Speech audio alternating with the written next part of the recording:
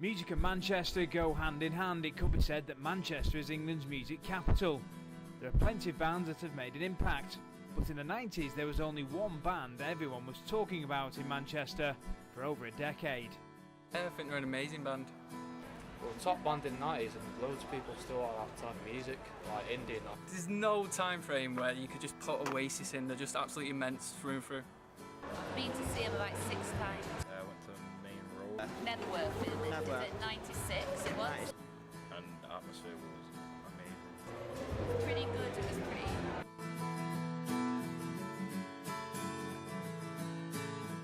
But there was one interview that Noel did where he said he just wished they would all die of AIDS or something like that. It was something like that anyway.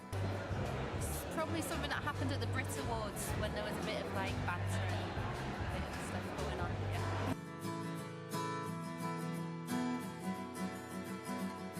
No, because indie bands are struggling at the moment, so you don't really hear about them. Like Cortina's not that big, but they're similar to Oasis in like terms of indie. So. Probably no, because indie music isn't as popular. You just have to look at current bands such as the Cortinas. Oasis and their music gave many people different memories, but for some people they had more of an impact than most. In school, I remember Noel very quiet in school. He didn't sort of hang around with the kids that messed about round the back there, playing, smoking and everything else. He's kept himself to himself. Every time he went out, you know, with my mates in Burnage, we used to see him with his mates in his garage, strumming his guitars, and we used to be thinking, what was that racket? We used to think, you know, why can't he come out and have a good time with the girls and everything else, but he never used to. No way did I think that they'd become a super rock group called Oasis.